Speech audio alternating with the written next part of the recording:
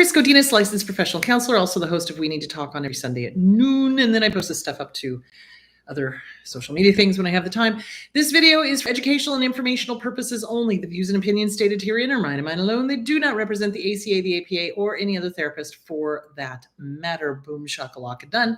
I'd like to thank my sponsor, BetterHelp, BetterHelp, BetterHelp.com/Chris Godinez. They're an online therapy company. They are international. They have 40,000 therapists working for them.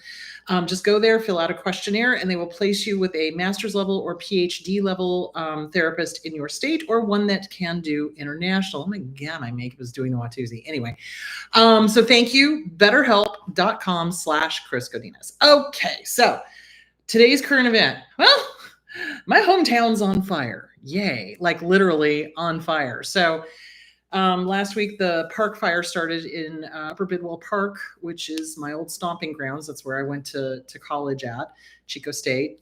Yay. And here's the deal. It was started by a loser who had had previous convictions. Reportedly, he had been in jail for 20 years for pedophilia. He'd also been in jail for other things. He took his mom's car, set it on fire, and rolled it down the embankment of Upper Bidwell Park, thereby starting the largest fire in California. It is over 350,000 acres. That is larger than the entire city of Los Angeles. It's ginormous. It's frightening. So one of my sisters was right on the edge of the evacuation. Like she was going to get called next if it started moving southwest. It never did, thank God.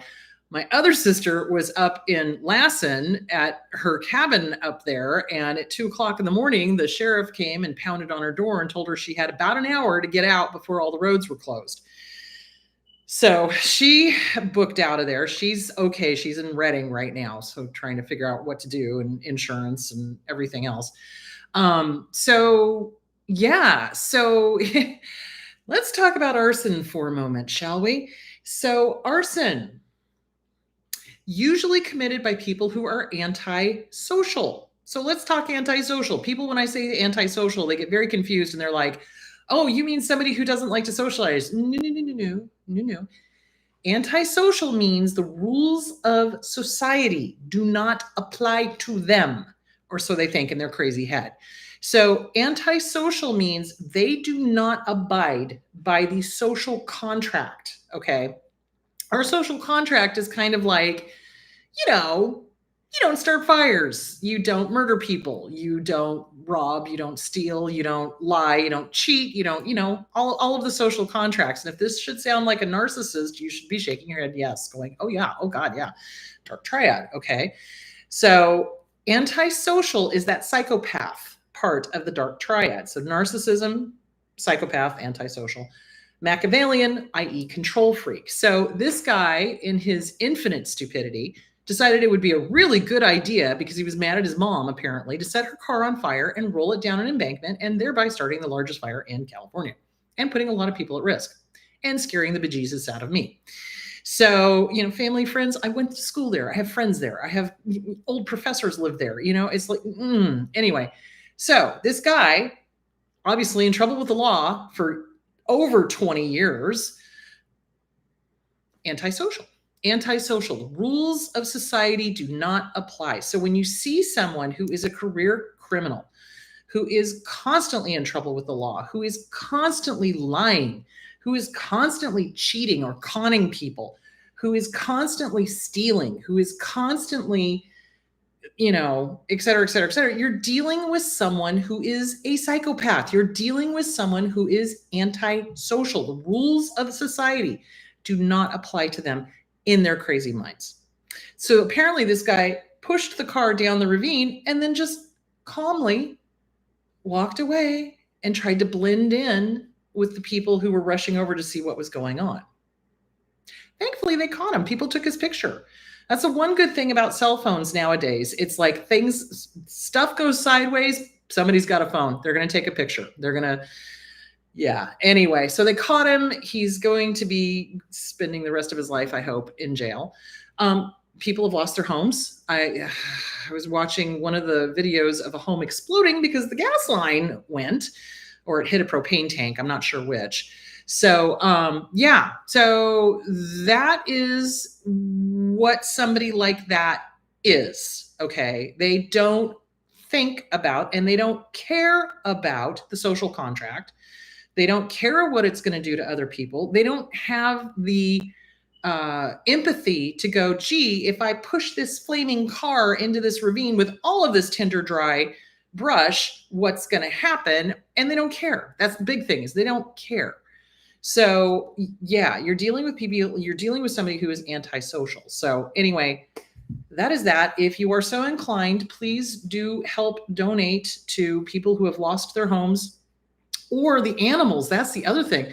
Wildlife is, and that's one thing that they started posting, is that, be aware, wildlife is going to be coming out of those areas trying to get away from the fire. So don't be frightened of them. Just, set out water and let them run through. So also people's animals, there's been horses that they've had to rescue. And so find a horse rescue place up in Northern California, donate to that, an animal shelter, donate to that, people donate to that, be careful. They're scammers. I've already seen them. They're, oh, you get help. Yeah. Who are you?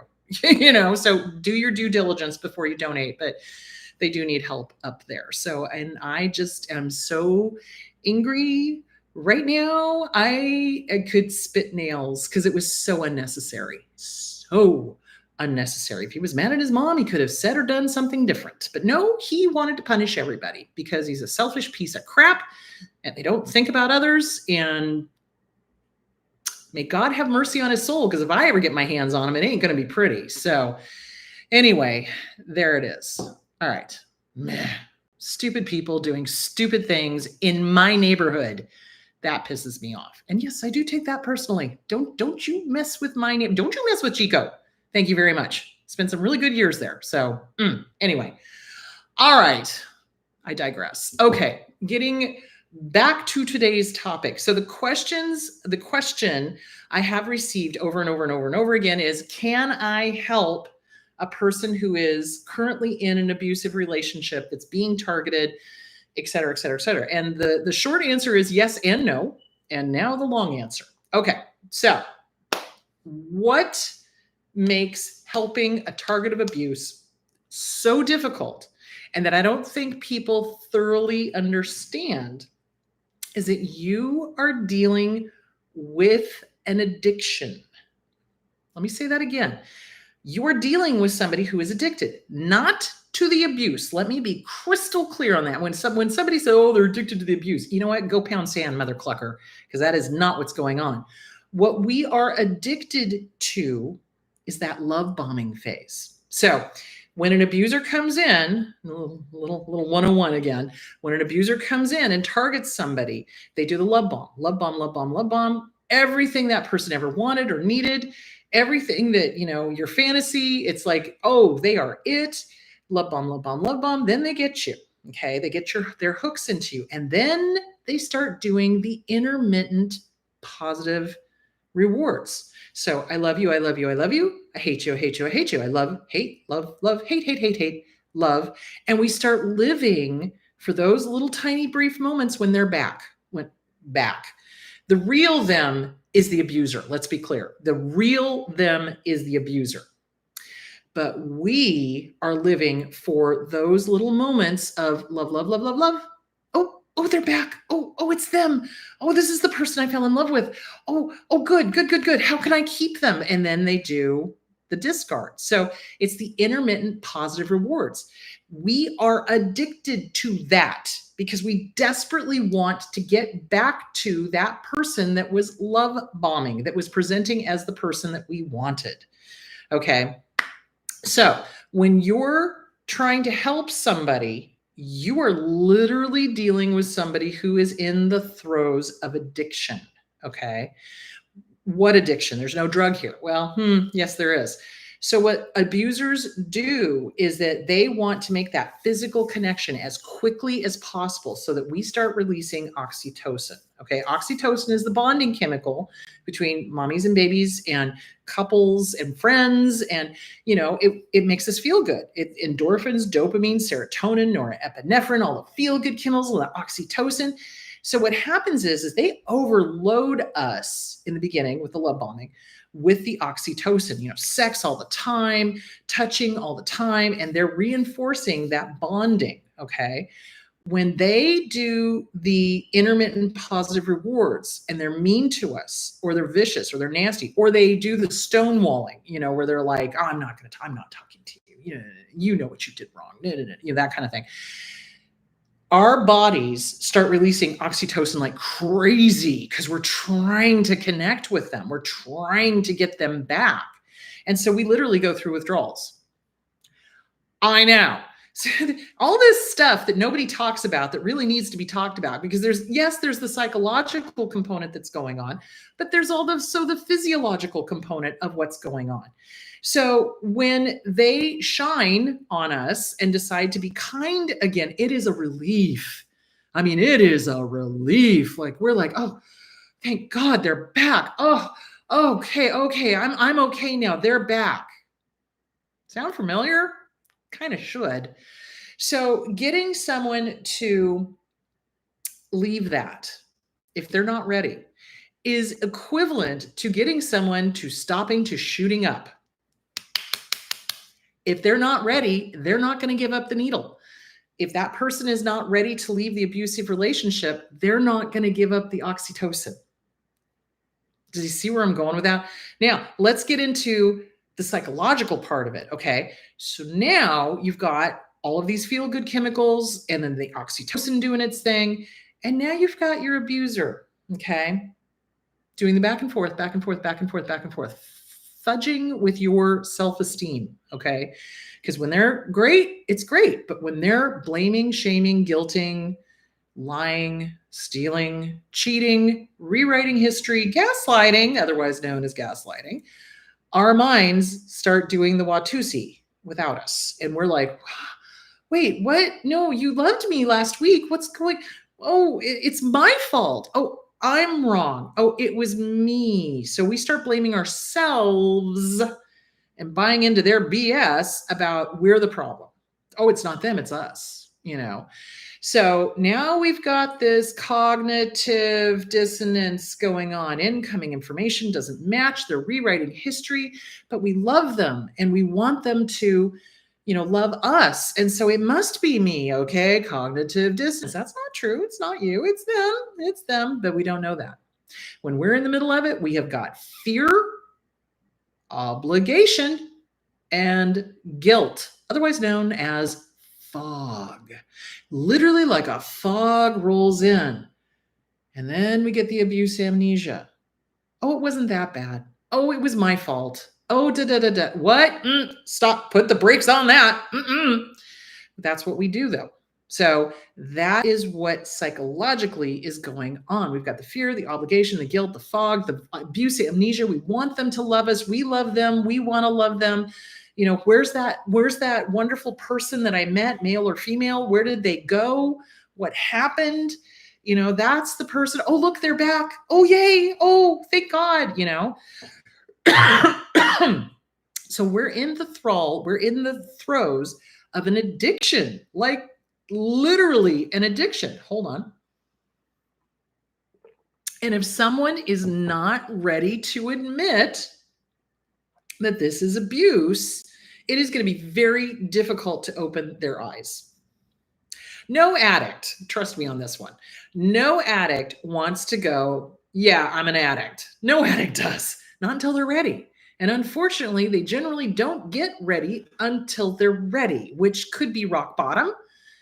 Some people's rock bottom is not as bad as other people's rock bottom. I mean, this is what I keep trying to tell people. It's like when somebody finally decides to give up an addiction, they have to want to. Because if they don't want to, you can't make them.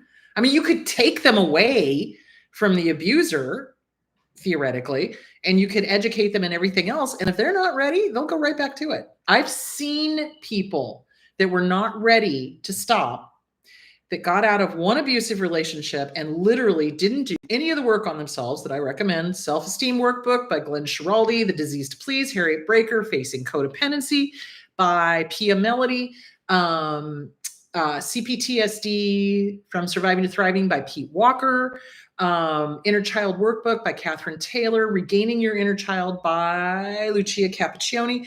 If they don't do the work, if they don't get that handled, those inner kids are going to run the show, and you're going to find yourself right back into another abusive relationship, because there's that fear of being alone. And that's a young thing. That's an inner child thing. That's not an adult thing. That's a young thing.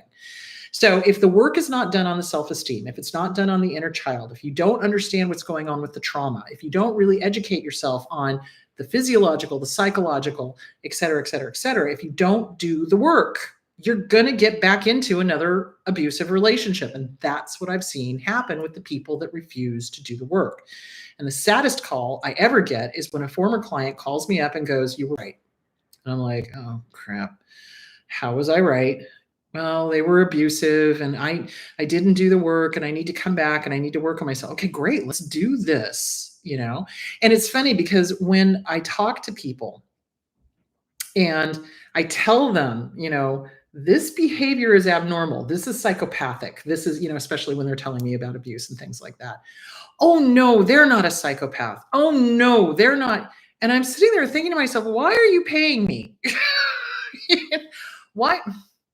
What is going on here? And what I realized is that they just were not ready. I mean, they kind of were. They were like in that pre-contemplative, I'm going to go get therapy, but they didn't really want to take a look at what was going on and who they were dating and what was happening.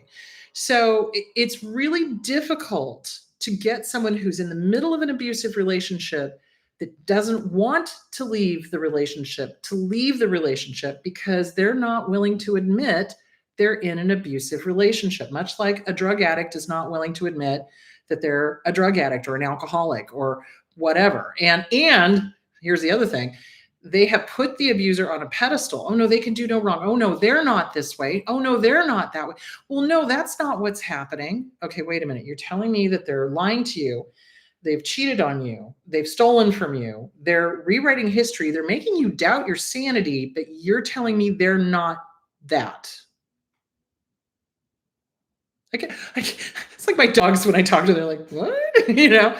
So that's part and parcel of narcissistic abuse syndrome, if you want my personal opinion, because we go through this phase where we're in denial, and denial is deadly. It will get you killed. It will.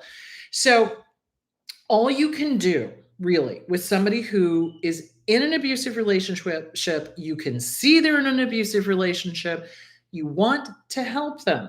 Let me give you some do's and don'ts. Okay. So you do want to give examples of healthy behavior. So one of the most unhealthy behaviors that I see, it's a huge red flag, is jealousy. So they're jealous. Where are you going? Who are you with? When are you going to be home? Well, you need to text me. And they're texting them nonstop. They're out at a movie. They're texting them nonstop.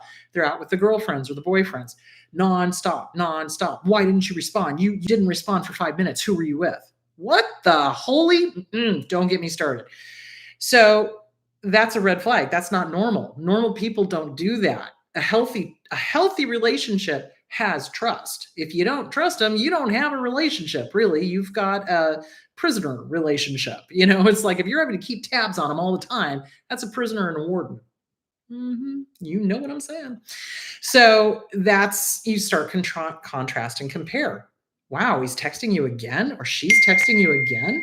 Oops, I forgot to turn my sound off. There we go. What was I saying? Oh, texting. Speaking of text, they're texting you again. Wow, they're kind of insecure. "Oh, he doesn't trust me." You're not the problem. You can do that, but you got to be very careful, because here's the deal. The way abusers brainwash us, the targets, okay, is they make themselves Oh, what's the word? I'm going to forget it. Hello, brain. Think. Um, they make themselves beyond suspicion or beyond question. Okay. It's never them because they do the blame. It's everybody else, but not them. So they make us part of their enabling kind of thing. So we cover for them. Oh, it's not them, it's me. Oh, it's not them, it's this person. Oh, it's not. Do you see where I'm going with that? So they'll try to protect. They do. They try to protect the abuser. So what's going on? So let's get back to the psychological part of it. Okay, now we're dealing with the inner child. What was the inner child? What is going on? What was the family of origin like for the person who is currently being abused? So, what kids do is if there is an abuser in the family, they will side with the aggressor in a misguided attempt, and it's a little kid thing, to stay safe. They're trying to not get killed. So if they side with the person they're the most afraid of, they'll be safe. That's what they're thinking in their heads. God bless them. So that's an inner child thing. That's also a family of origin thing.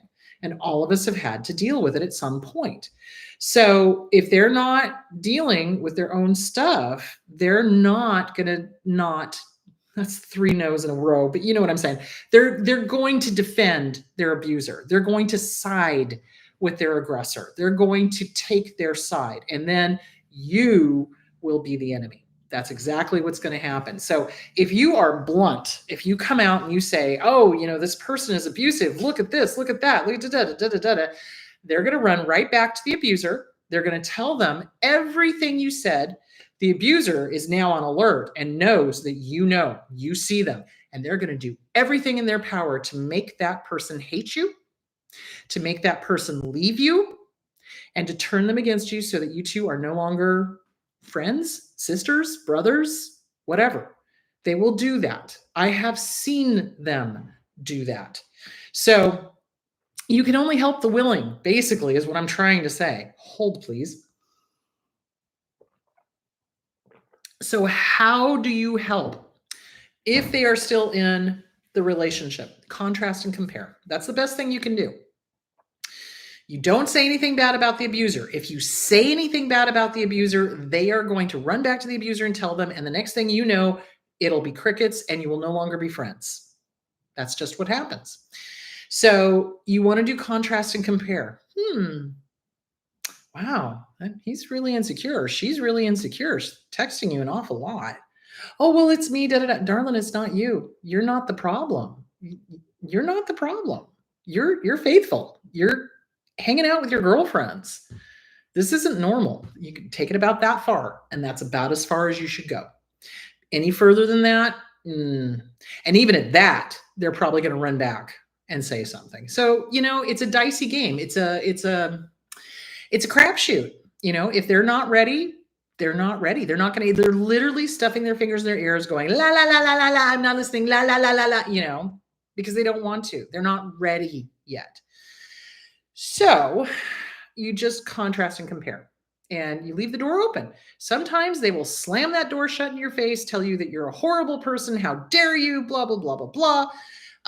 One time I heard that the person was like, when they started confronting with the abuse, that the person was like, well, I couldn't have picked another one. I couldn't have, denial, total denial. And so they were angry at themselves and angry at the friend for pointing it out and angry at the abuser. And I'm sure they went back to the abuser seeking comfort because that's what little kids do. And then the abuser told them to stop talking to the friend. That's what they do, guys. That's what they do. So how to help somebody who actually is interested in getting out? You get them to the hotlines. Oh, Johnny, if you're listening, I know you're in the other room, but could you please put up the National Domestic Violence Hotline? There is a checklist for what you need to get out of the relationship. All the important papers, things like that. You can give them lists of shelters. You can encourage them to go get a therapist, a trauma therapist, a domestic violence trauma therapist that knows their a-hole from a hole in the ground. You know what I'm saying? So that's what you want to do. You want to give them things that's going to actually help them. Um, Refer them to social services, okay? Encourage them to get a bank account at a separate bank that the abuser knows nothing about.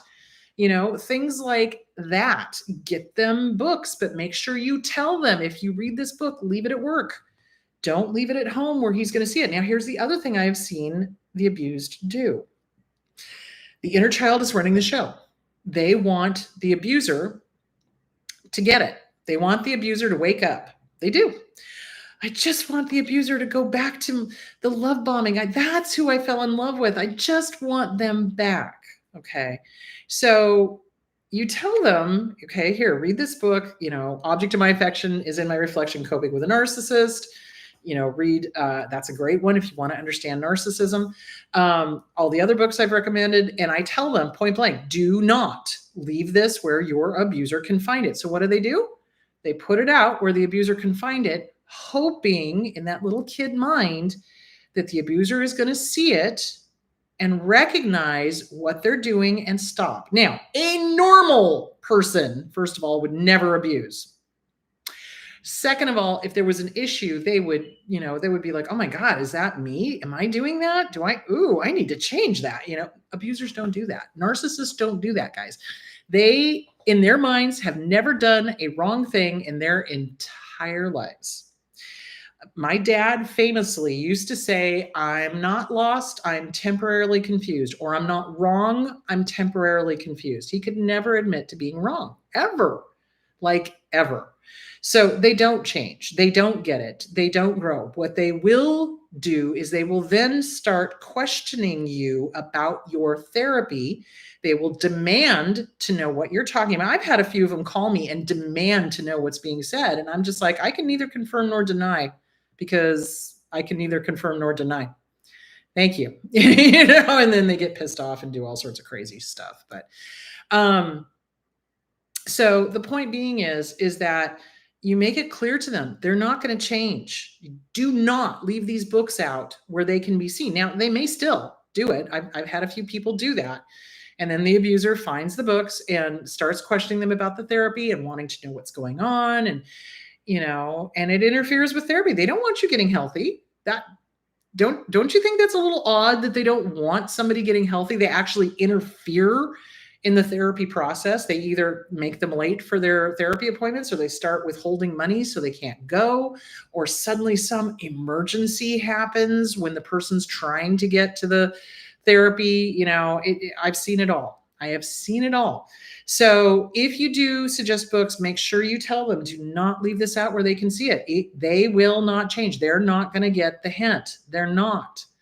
So, and you just be an open ear for them. You just let them know you're there and you love them, and that you're ready to help them when they're ready. You've got a couch, they can come stay with you, or whatever, or you've given them every social service that you can possibly think of. So like in Arizona, we've got the Fresh Start Women's Resource Center, which is a great resource for women leaving abusive relationships. I wish to God they had one for men. So they don't, which is, I don't get that. But anyway, but it's a great resource because you can get damn near next to free legal advice. They can help you fill out divorce papers. They can help you fill out orders of protection. They can't do anything else other than help you fill it out. You have to take that into the court and do whatever you need to do. They cannot represent you in court, but they can help you fill out stuff. Fresh Start Women's Resource Center has got job openings. They post jobs that are open. They've got clothing that women can use to go to job interviews. They've got housing that you can get on the list for, which is awesome, because that's often the big issue, is that abusers make sure that their abusee, their target of abuse, is connected to them. So they get them pregnant. So they have kids. So they make sure that there's a connection there. So oftentimes when trying to leave, the consideration is, oh my gosh, I've got kids. I've got to get housing for children and pets and this and that and the other thing. So at that point, you want to offer help for finding, maybe a foster for the animals, getting housing, getting on lists, because it's a waiting list, guys. It's at least a year's waiting list for the housing. So that's how you help them. And you just keep encouraging them and you just keep working with their self-esteem. The self-esteem is the biggest thing. So that's pretty much what I know about that. But yeah, helping someone who wants the help, get them into a therapist, get them into a domestic violence support group. That's another great thing to do. Realize in some support groups, there will be narcissists in there because, narcissists are narcissists and they're looking for fresh supply. So do be careful. But a lot of support groups are really good. So you just got to kind of do due diligence and you just keep talking to them. You just keep encouraging them. Encouraging them. That's what they need is encouragement. So yeah. So with somebody who is deep in an abusive relationship and they haven't reached the point yet where they're starting to go, oh my God, this is not me, it's them. Holy cow. There's very little you can do because, like I said, they will run right back to the abuser, tell them everything, and the next thing you know, you're out. You're out, totally out of their life. You'll never speak to them again because the abuser will make it that way. So, yeah. So anyway, there is that. Let us dive into the questions. Hold while I find that. Okay. And while I make this big so I can actually see it. Come on. There we go. All right. Do narcissists act superior because they feel inferior and lie to themselves to become superior? The narc I knew acted like it was almost, they were almost a god, but had no skills or talents and no job. Okay. So you've got to understand, you are dealing with somebody who is literally, technical term, cuckoo for Cocoa Puffs. Seriously. They're nuttier than a fruitcake. So I've heard the whole argument of, oh, well, they've got horrible self-esteem and they're fragile narcissists. Bull tinky. Here's the deal. They're delusional. They're delusional. You cannot think the way a narcissist thinks, especially a dark triad, and not be delusional. So hold. What they will do is they will, oh, I'm the greatest. I'm the greatest of this. I'm the greatest of that. Da, da, da, da. Do they believe it? Yeah, 100%. They thoroughly believe it. There is no, that's delusional. They got delusions of grandeur. They really do. Even though they have no skills, no ability to manage money, no ability to be a good, decent human being, no ability to have empathy, they in their mind are the greatest thing ever. Like ever. And if anything contradicts that, they get angry because it starts shaking their little house of cards. So do they know that they're doing it? I don't think so. It's a delusion. They believe it. They believe that they are a god. They believe that they are infallible. They believe that they are never wrong. They believe it 100% to the core. There's none of this, like, how do I explain this? I can watch people, okay? And when they lie, if they have any sort of Jiminy Cricket, you can kind of see that brief flash of, ooh, I'm lying, right? Not with them. Man, when they lie, smooth as glass. Smooth as glass. No hiccups. No, they firmly believe the BS that they are saying. They do. And they're not fragile narcissists. They're not, no, they're freaking delusional psychopaths. Are usually the dark triads are the ones that do that.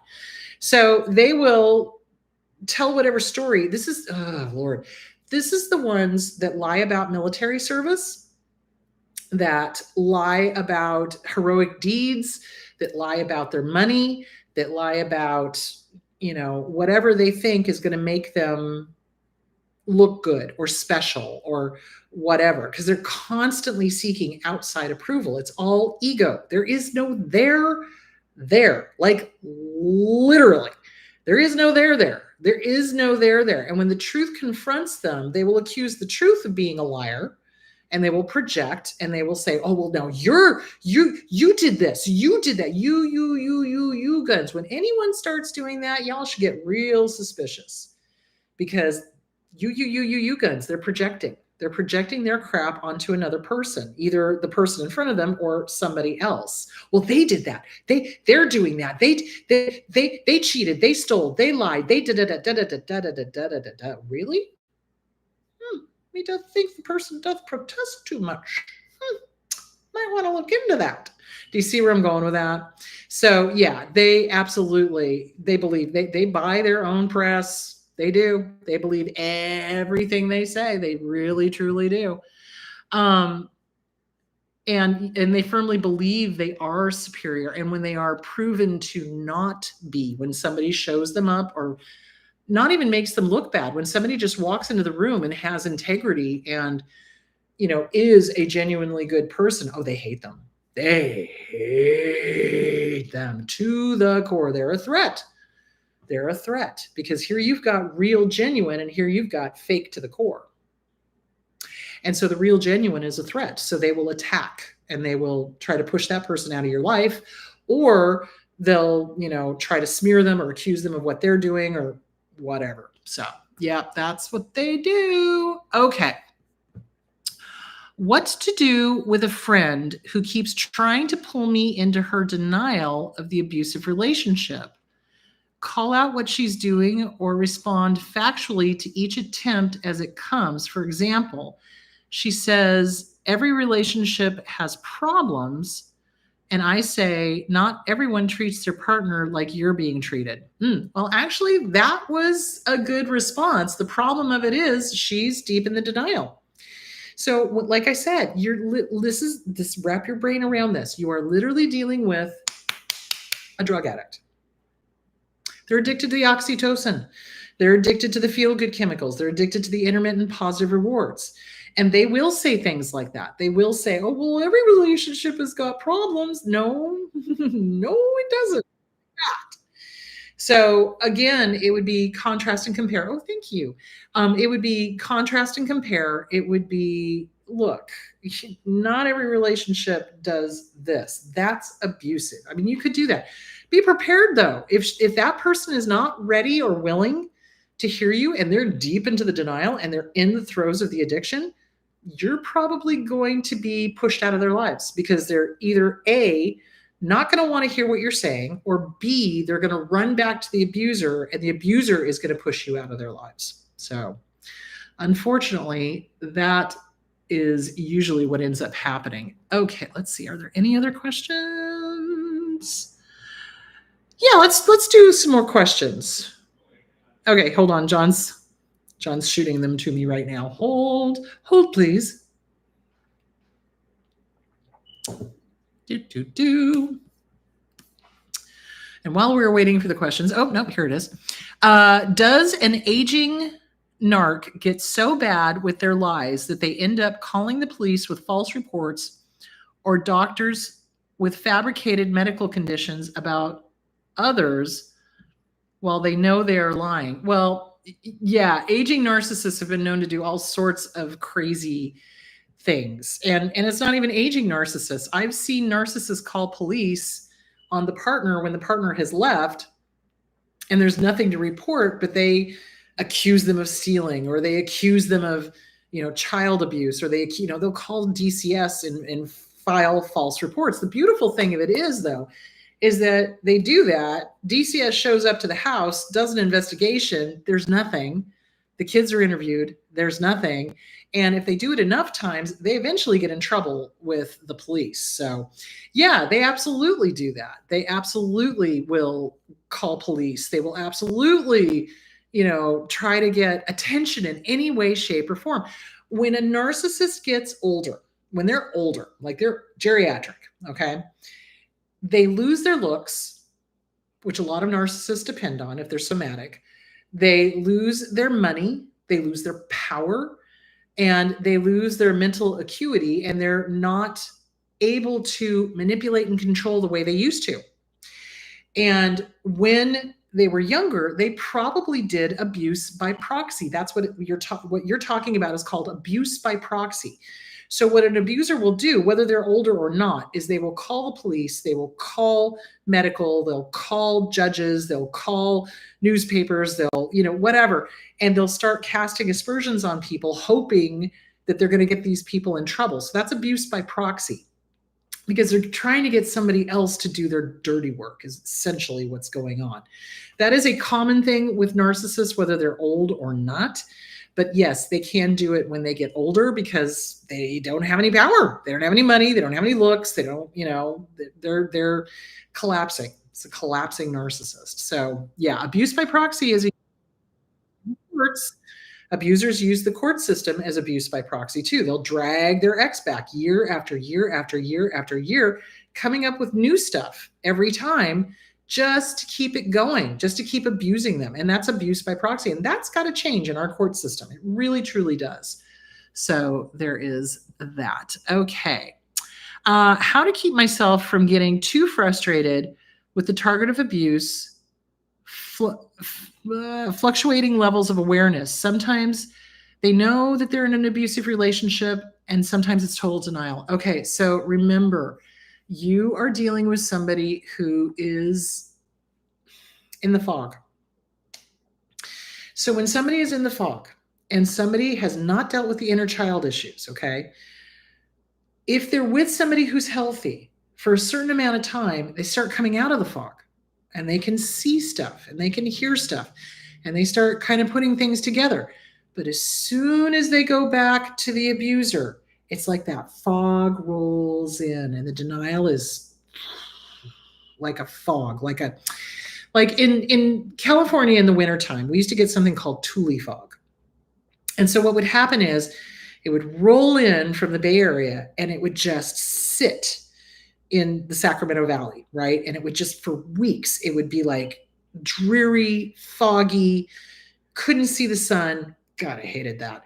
Anyway, so it's like that. So think of it like you come in and the sun comes out, okay? And they get a break and they stop the cognitive dissonance because you're telling them the truth, okay? And part of them knows that truth, okay? But then you leave and they go back to the abuser and that tule fog just soaks into the valley, and denial and cognitive dissonance. And I want to believe the abuser. I want to side with the abuser. I want to side with the aggressor, inner child stuff. And then you come back and they're back with the abuser again. That's what's going on. So it's the cognitive dissonance. It's like incoming information is coming in. They don't want to believe it. So they take that incoming information. In the moment they may believe it, they go back to the abuser. The abuser tells them they're wrong. So they kick out the incoming information and they take in that information. Because remember, the goal is to get back to the person who was love bombing them. You're dealing with an inner child. Inner children are going to do what they need to stay safe. They're going to need to do what they need to do to be loved and accepted. And until they're ready to let the adult them take over and drive the car, they're not going to get it. They're not going to stop. They're going to keep going back to the abuser. So you kind of have to protect yourself. You speak the truth. You just speak the truth, but realize until they're ready, there's not much you can do. There really, truly is not much you can do, which is the heartbreaking part of this. Because if we could just literally, I always said, if I could have an enlightenment stick and just whap people over the head and be like, wake up, it'd be so nice. But we can't, because you whap them over the head with everything you got, they're just going to run back to the abuser, tell them everything you said. The abuser is going to make sure that you're out of their lives. So it's heartbreaking. It is. So you just do the contrast and compare. You just keep gently challenging, gently challenging, gently challenging. And you hope that someday they get it, but they may not. Okay. Not every story has a happy ending. Not every person who's been abused leaves. Some people choose to stay for whatever reason, and it's not your fault, because if you've been telling them the truth and you've been a good friend and you've been doing what you can to kind of go, oh, contrast and compare, here we go, that kind of thing. And they choose to stay. It's their choice. Unfortunately, it's not because you were not good enough. It's not because you didn't say the right thing. They simply were not ready. Oh, thank you. So there is that. I think that was all the questions. We don't. We're out of mugs. We need to order more mugs. I need to order more mugs. Sorry. So, just wanted to remind you guys that I will be in York, Pennsylvania next Sunday. And speaking of Sunday, I'm going to be doing the show at 12 p.m. East Coast time, which is 9 a.m. West Coast time. Next week's show is going to be on what are some signs you're getting better? What are some signs you're healing?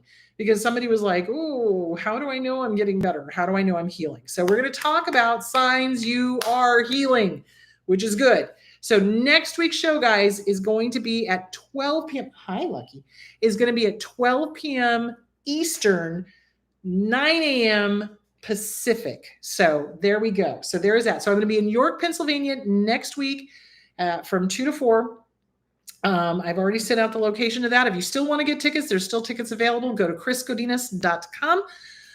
Week after that, on Saturday, on Saturday, I will be, which is the 10th, on the 10th, goodness, I'm hiccuping.